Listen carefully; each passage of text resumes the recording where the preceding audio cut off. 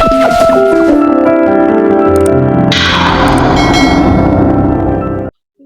कम इन sir? जी आइए, good morning sir. Good morning ma'am. बैठिए। Thank you sir. Narendra Kumar Yadav, yes sir. अपने बारे में बताइए। सर मैंने 2003 में ग्रेजुएशन की थी। सब्जेक्ट मेरा था संस्कृत, हिस्ट्री, पॉलिटिकल। उसके बाद मैं एयरफोर्स में भर्ती हो गया और 20 साल सेवा करने के बाद 2003 में रिटायर हुआ हूँ सर, जून 2023 में। और उसके बाद से तैयारी कर रहा तो आरएसी क्यों? हूँ सर। देश सेवा कर ली थी मैंने फौज में रह के, एयरफोर्स में था मैं। उसके बाद मुझे अपने को डाइवर्सिफाई करना था और लोक सेवा करने के लिए मैंने आरएस चुना है। तो इससे मेरे को प्रतिष्ठा भी मिलेगी, लोक सेवा भी होगी और मेरे को वेतन भी मिलेगा सर। तो तो ये मेरी एक ही माध्यम है लोक सेवा में? सर माध्यम तो अनेक हैं सर, लेकिन मैंने सर यही डिसाइड किया है क्योंकि इसमें सर हम जनता से जुड़ सकते हैं। मैं ग्रामीण पृष्ठभूमि से रहा हुआ हूँ, तो गांव में रह के जनता का कल्याण करना चाहता हूँ। सर्जेंट का क्या मतलब? सर एक रैंक है सर, सार्जेंट रैंक। रैंक? हवलदार होती है जैसे आर्मी में, ऐसे ही सार्जेंट है सर। अच्छा, तो क्या ओवरऑल आपका पूरा अनुभव है आपके कार्य को लेकर के, और उस अनुभव को आप प्रशासनिक सेवा में कोई उपयोग कर पाएंगे या नहीं कर पाएंगे? सर मैंने फौज में रहते हुए जो बातें सीखी हैं उसमें एक तो सर हम टीम लीडर की भावना रहती है हमारे अंदर, मतलब सामूहिक नेतृत्व कर सकते हैं हम। तो मिलजुल कर काम करना। दूसरा सर डेडिकेशन और एक हार्ड वर्किंग, तो ये प्रशासन में भी सर जरूरी है और हम जनता से जुड़ सकते हैं और उनके लोक कल्याण के कार्य कर सकते हैं। मान लीजिए आप 3 दिन से सो नहीं पाए, यस सर। बहुत प्रेशर है, यस सर। कैसे मैनेज करेंगे आने वाले अगले दिन या और दिन? 3 दिन सो नहीं पाए?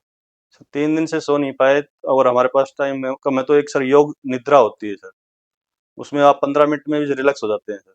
मैं तो यही यूज करता हूँ। कभी सर ज्यादा जैसे नींद अगर कुछ आ रही है तो पंद्रह ऐसा मिनट कुछ एक्सपीरियंस हुआ पूर्व में हाँ सर। कोर्स?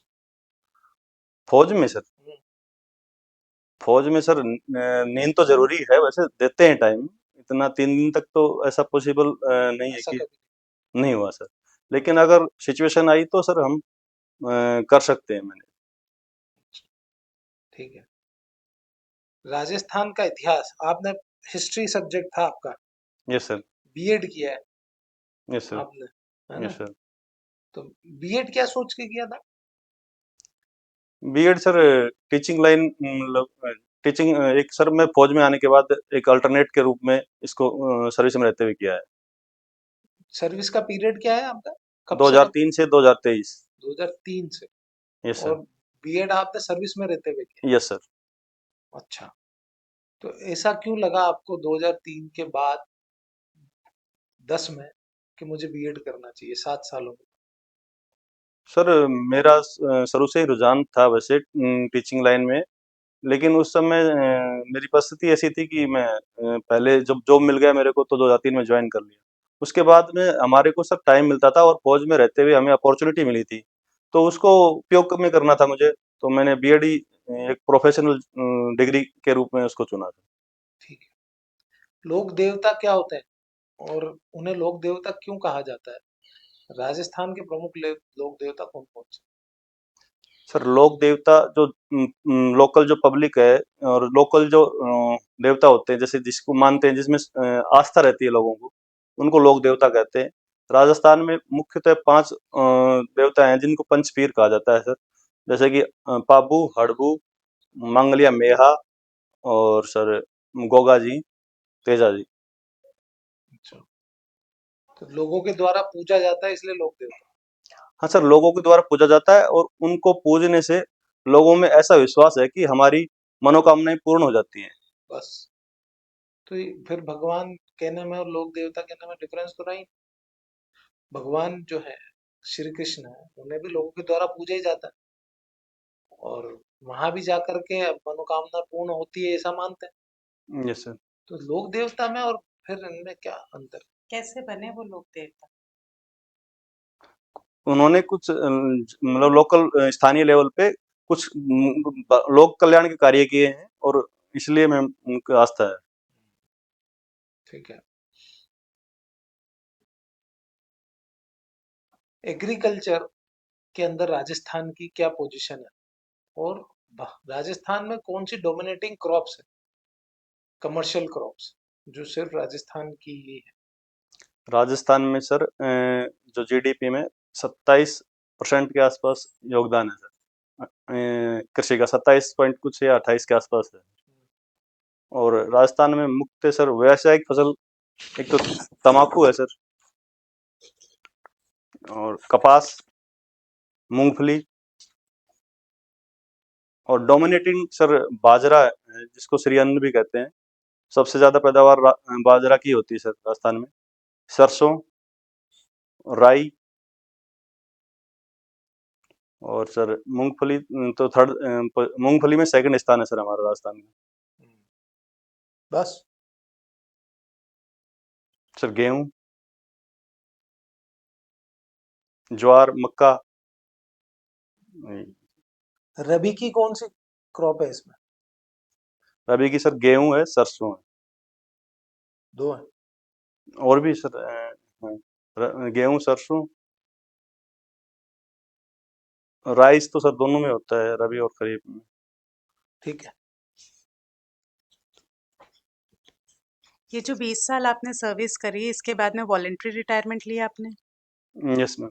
तो ये इसके पीछे क्या रीजन था? क्या आप फौज से परेशान थे या फिर? मैम परेशान तो नहीं था फौज से, बट क्योंकि फौज में थोड़ा सा मैंने घर से दूर रहना पड़ रहा था और सामाजिक जुड़ाव नहीं हो पा रहा था उसमें। कुछ जैसे जो मेरी पर्सनैलिटी के हिसाब से मुझे लग रहा था कि मैं और बेहतर कार्य कर सकता हूँ, इसलिए मैंने रिटायरमेंट ले लिया। तो अगर आपको आरएएस में आपका सिलेक्शन होता है और आपकी ऑब्वियसली ज़रूरी नहीं है आपके घर के आसपास ही आपको मिले, राजस्थान में ही रहेगी एरिया, तो दायरा तो राजस्थान ही रहेगा। और अगर कुछ ऐसा क्रिटिकल सिचुएशन आ जाती है, कॉन्फ्लिक्ट्स हो जाते हैं, राइट्स हो जाते हैं, ऐसे सिचुएशन में अगर आपके पास में ऑप्शन है कि आप पहले अपने परिवार को सेफ जगह पहुंचाएं या दूसरा है कि आपको तुरंत वहां साइट पे जाना है, क्या करेंगे आप? मैम मैं तुरंत साइट पे जाऊंगा। परिवार के लिए ही तो आपने सर्विस छोड़ी है। मैं परिवार के लिए नहीं छोड़ी, लेकिन मतलब अपने जो परिवार का मतलब पूरे मतलब लोकलिटी के हिसाब का मतलब है, और मेरे को वहां पे जाने से पूरी लोकलिटी की मैं सेवा कर सकता हूँ, ज्यादा लोगों की।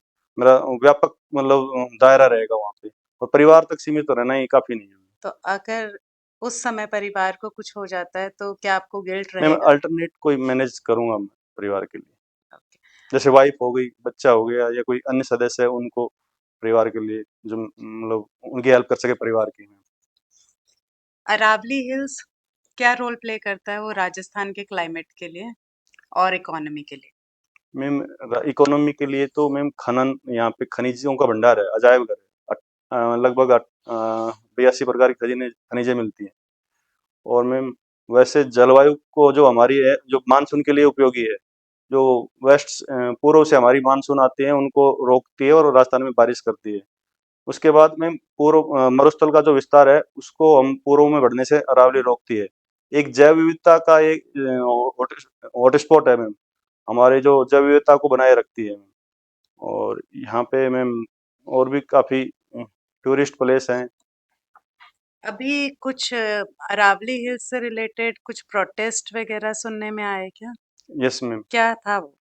मैम एक जो सेंट्रल हमारे जो एनवायरमेंट मिनिस्ट्री के द्वारा एक समिति ने कोई परिभाषा दी थी, और वो समिति सुप्रीम कोर्ट के द्वारा बनाई गई थी, और सुप्रीम कोर्ट ने उस परिभाषा को स्वीकार कर लिया था। वो परिभाषा थी कि 100 मीटर जो हाइट है उससे ऊपर की जो हिल्स है उनको अरावली माना गया है, उससे जो नीचे की हैं उनको अरावली नहीं माना गया। और एक दो हिल के बीच में 500 मीटर का जो गैप है वही अरावली रेंज में शामिल होगा, और अगर 500 मीटर की रेंज में शामिल है 500 मीटर से दूर है तो वो अरावली रेंज में शामिल नहीं होगा। तो इसको लेके मतलब लोगों के मन में ये मतलब लोगों के मन में ये विचार आया है कि, और कुछ पर्यावरणविदों या कुछ विशेषज्ञ लोग ये कह रहे हैं कि उसमें ज्यादातर अरावली अरावली की परिभाषा से बाहर हो जाएगी। लगभग 91% के आसपास, और 9% ही अरावली रेट लगा। अरावली की परिभाषा में आ पाएगी। तो इससे लोगों को ये डर था कि इससे अरावली को नुकसान होगा और अरावली खत्म हो जाएगी, तो इसलिए लोग प्रोटेस्ट कर रहे थे। लेकिन उसके बाद हाल ही में सुप्रीम कोर्ट ने सुमोटो लेते हुए और इस पर रोक लगा दी है, और एक अन्य विशेषज्ञों की समिति गठित की है। तो वो अभी रिपोर्ट देगी, तब तक कोई खनन जारी नहीं रहेगा, बैन कर दिया है खनन। राजस्थान में जो जल कल्याण की कुछ योजनाएं हैं, जिसमें उनमें से प्रमुख कौन सी? एक तो मैम वृद्धावस्था, ये जो पेंशन है, और एक महिला के लिए लाडो प्रोत्साहन योजना, सुकन्या योजना, और मैम अभी मैम इतना ही रिकॉल कर पा रहा हूँ।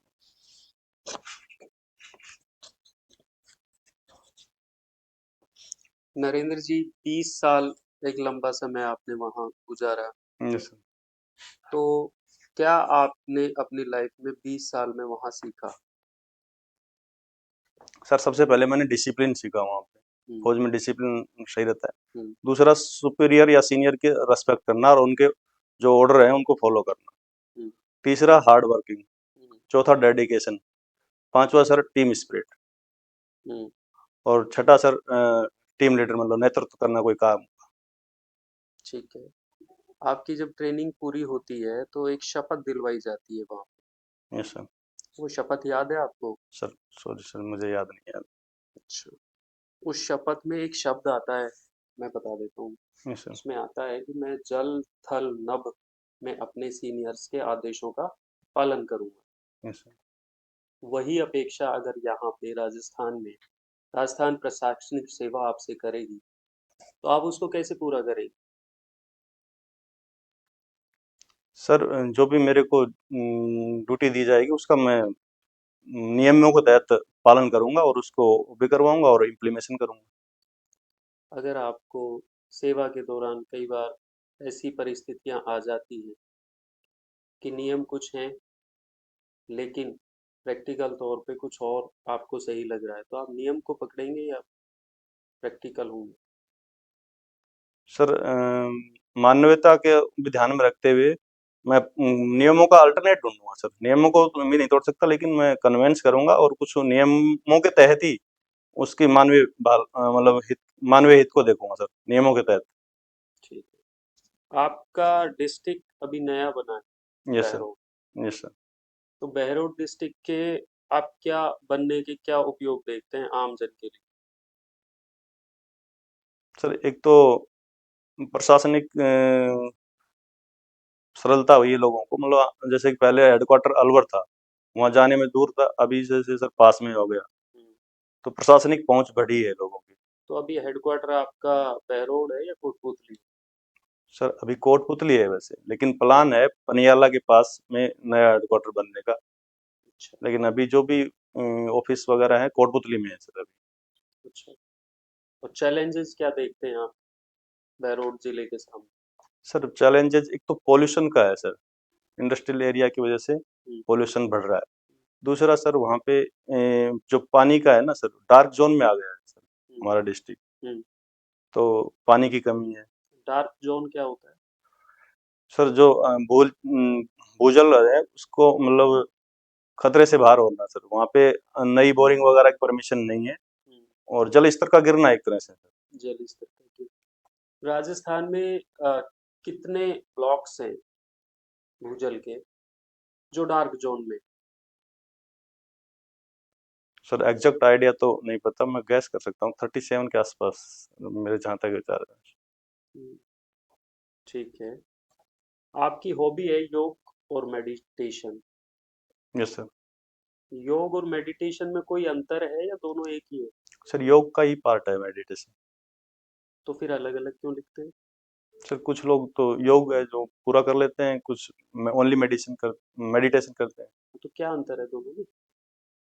सर योग में तो सर यम 8 टाइप्स हैं, 8 अंग हैं सर योग के। हम्म, यम, नियम, आसन, प्राणायाम, प्रत्याहार, धारणा, ध्यान, समाधि। हम्म, तो उसमें एक ध्यान आता है सर, मेडिटेशन। अच्छा। तो उस वो मेडिटेशन है सर। तो मुझे लगता है कि फिर ये तो अनावश्यक शब्द हुआ मेडिटेशन साथ में लिखना, क्योंकि मेडिटेशन तो योग का पार्ट ही है, उसके अंदर ही समाहित है। Yes sir. तो अलग से क्यों लिखा? कहीं से देख लिया आपने इसीलिए लिख दिया? नहीं सर, मैं मेडिटेशन करता हूँ, तो मैं योग पूरा नहीं कर पाता हूँ सर। ओके, ठीक है। अभी एक बहुत ज्यादा शब्द चर्चा में चल रहा है न्यूज़पेपर्स में, जैन जेड। सर। ये क्या है? सर ये 95 1995 के बाद जिनका जन्म हुआ है हम्म, उनको और उनके शायद 2012 तक है या 10 तक है सर, श्योर नहीं हूँ। हम्म। उनके बीच में जिनका जन्म हुआ है उसको जनरेशन के तौर पे जैन जेड कहा जाता है सर, एक जेडी, जनरेशन। जेडी क्यों कहा गया? सर ये कैटेगराइजेशन किया गया है, अल्फा, ऐसे जेड सर। अल्फा जनरेशन कौन सी है? अल्फा में 2012 के बाद है, 2012 से 2025 तक है शायद, 2024 दिसंबर 2024 तक है। आपका जन्म कौन से जनरेशन में? मैं मेरा 1984 में, नेक्स्ट तो क्या करते उसको मैं ध्यान नहीं है एग्जैक्ट। मिलेनियल नाम सुना है? मिले नहीं है, नहीं मैम। चलिए। अच्छा, कहाँ कहाँ पे चल रहे हैं ये एजिटेशन? ये सर नेपाल में चल रहे हैं, बांग्लादेश में चले हैं, और अभी रिसेंटली सर कल की न्यूज में था, मेरे को अभी रिकॉल करने दो सर, ईरान में सर चल रहा है। इन इसका कोई इंडिया में भी आप देखते हैं क्या? सुगबुगाट ऐसा कुछ होगा या हो सकता है? सर हो सकता है सर इंडिया में। क्यों? क्यों देखते हैं आप ऐसे? क्यों हो सकता है इंडिया में? क्योंकि सर कई जहाँ तक मेरा विचार है कि जैसे कि बंगाल वगैरह में यहाँ पे और सांप्रदायिक हिंसा वगैरह कहीं होती है, लोगों को भड़काया जाता है, लेकिन हमारी सर गवर्नमेंट कैपेबल है, वो कंट्रोल कर नहीं, लेगी। सांप्रदायिक हिंसा अलग इशू है, जैन जेड के एजिटेशन जो है उनके अलग इश्यूज है। ऐसा। तो जैन जेड एजिटेशन अगर आप मानते हैं कि इंडिया में हो सकता है, तो वो सांप्रदायिक इश्यूज नहीं है, उनके तो इश्यूज ही अलग है। सर। सर मैं इस बारे में श्योर नहीं हूँ सर। ठीक है, थैंक यू। धर्मांतरण से आप क्या समझते हैं? और राजस्थान सरकार ने धर्मांतरण को लेकर के कोई इनिशिएटिव लिया है रिसेंट? Yes sir. बताएं। धर्मांतरण का असर ये होता है कि आप लोगों को बहका के या फोर्सफुली एक धर्म से दूसरे धर्म में कन्वर्ट करना। और अभी हमारी गवर्नमेंट ने सर उसके लिए एक एक्ट लेके आए हैं, और उसमें प्रावधान किए हैं, काफी स्ट्रॉन्ग प्रावधान किए हैं, और धर्मांतरण को एक अपराध के दायरे में शामिल किया गया है। राजस्थान में कौन से क्षेत्र में हो रहा है? राजस्थान में सर ज्यादातर हमारे वागड़ एरिया में हो रहा है, डूंगरपुर, बांसवाड़ा, उस साइड में सर, क्योंकि वहाँ पे आदिवासी लोग हैं, तो वहाँ पे ज्यादा हो रहा है सर। तो वो लोग क्यों कन्वर्ट हो रहे हैं? मतलब उन्हें जबरदस्ती कराया जा रहा है या वो उनकी इच्छा से हो रहा सर मेरा जहाँ तक मानना है, उनको सर जबरदस्ती तो नहीं करवाया जा रहा, लेकिन उनको कहीं ना कहीं माइंड वॉश करके या बहका के या प्रलोभन के द्वारा करवाया जा है? तो इसको लेकर के भी इस एक्ट में प्रावधान है? रहा है। ये सर इसमें हम्म, प्रावधान है सर कि आपको पहले जो डीएम है उससे परमिशन लेनी पड़ेगी, और जो पादरी करवा रहा है उसको भी 3 महीने पहले अवगत कराना पड़ेगा डीएम को कि अमुक आदमी करना चाह रहा है। हम्म। और भी कुछ प्रावधान है सर, वो अभी मैं रिकॉल नहीं कर पा रहा। म- वो एक हमारे फंडामेंटल राइट्स है, संविधान में दिए गए हैं। Yes sir. उसके अनुसार कोई भी धर्म व्यक्ति अपना सकता है, यस सर। ऐसा उसमें दिया गया। Yes sir. उसे लेकर के हम अगर देखें धर्मांतरण, तो क्या कॉन्फ्लिक्ट है और क्या समानता है? और अगर संविधान में धर्म बदलने की या कोई भी धर्म अपनाने की बात की गई, तो फिर इसे क्यों मुद्दा बनाया जा जैसे कि सर हमारे संविधान में ये कहा गया है कि आप कोई भी धर्म अपनाने के लिए स्वतंत्र हैं, रहा है? लेकिन इसका मतलब ये नहीं है कि आप किसी को अनजाने में, बहकावे में या प्रलोभन के द्वारा धर्मांतरण करो। क्या नुकसान होंगे इसके, अगर ऐसे होता है तो? धर्मांतरण नुकसान क्या है इसके? नुकसान सर इसमें एक तो हमारी जो कल्चरल है, जो भारतीय संस्कृति है, उसको नुकसान होगा। एक विदेशों का तुष्टिकरण की भावना बढ़ेगी सर। हम्म, ठीक है। अच्छा, प्रेशर और स्ट्रेसफुल सिचुएशन में अपने आप को आप कैसे मैनेज करेंगे अगर वर्किंग में प्रेशर होता है और स्ट्रेसफुल सिचुएशन, अपने आप को कैसे मेंटेन करके रखेंगे? प्रेशर में सर सबसे पहले तो आवेग में नहीं आना, गुस्से में नहीं आना, आराम से ठंडे दिमाग से उसको क्या रीजन है भाई, कोई भी प्रॉब्लम आई है, किस वजह से आई है और उसके क्या समाधान है और कैसे किया जाना चाहिए, और अपने कलीग से उसके बारे में वार्तालाप करेंगे। अपने किसी और भी आप जिसको श्रेष्ठ मानते हो उससे एक बार सलाह मशवरा करेंगे। आप मानते हो करप्शन एक प्रॉब्लम है? राजस्थान में इसकी क्या स्थिति है? और जब आप सर्विस में आएंगे तो करप्शन नहीं करेंगे, इसकी क्या गारंटी? सर करप्शन एक बीमारी है, और वो राजस्थान में सर हालिया में सुने हैं हमने केस, तो राजस्थान में भी है, ऐसा नहीं कह सकते कि नहीं है सर करप्शन। और हम सर्विस में आने के बाद सर मैं तो अपने आप को ये है कि नैतिकता का पाठ पढ़ाऊंगा सबको, और करप्शन के बारे में बताऊंगा कि ये सही नहीं है, और जागरूकता बढ़ाएंगे लोगों को, और करप्शन के दो दुष्प्रभाव हो रहे हैं उसके बारे में अवेयर करवाएंगे। और इसके लिए डिजिटली या कुछ ऐसे हम इंस्ट्रूमेंट तैयार करेंगे या नवाचार करेंगे जिससे करप्शन कम से कम हो। जैसे कि सर डिजिटलाइजेशन को बढ़ाना, टेक्नोलॉजी का यूज करना, डीबीटी, डायरेक्ट बेनिफिट ट्रांसफर, इस प्रकार की तकनीक विकसित करेंगे जिससे करप्शन कम से कम हो। राजस्थान की इकोनॉमी को बूस्ट करने के लिए राजस्थान गवर्नमेंट के प्रमुख स्टेप्स क्या-क्या हैं? राजस्थान के जैसे हालिया में सर वो समिट आयोजन किया था हमने, इन्वेस्टमेंट समिट, इन्वेस्टमेंट समिट थी। Rajasthan rising summit. तो उसमें हमने सर बाहर के जो है लोग या उद्योगपति हैं उनको आमंत्रित किया था, और यहाँ पे इन्वेस्टमेंट के लिए एक अच्छा एनवायरनमेंट दिलाने के लिए कई योजनाएं भी हम लेके आए हैं। उसमें हमने राजस्थान इन्वेस्टमेंट प्रोत्साहन योजना है, और रिम्स जिसको बोलते हैं, हम्म, और सर उनको लिए वन स्टॉप सॉल्यूशन की व्यवस्था की है कि, और ease ease of doing business को बढ़ावा दिया है, और एनवायरनमेंट के जो इशू है उनको उसका सरलीकरण किया है कि भाई जल्दी से उनको एनवायरनमेंट से क्लियरेंस मिल जाए। और युवाओं को सर प्रोत्साहन के लिए हमने स्टार्टअप इनोवेशन और ये स्किल वगैरह के लिए, स्किल डेवलपमेंट के लिए भी प्रोत्साहन दे रही है सर गवर्नमेंट। ठीक है। ठीक है नरेंद्र, थैंक यू। जा सकते हैं।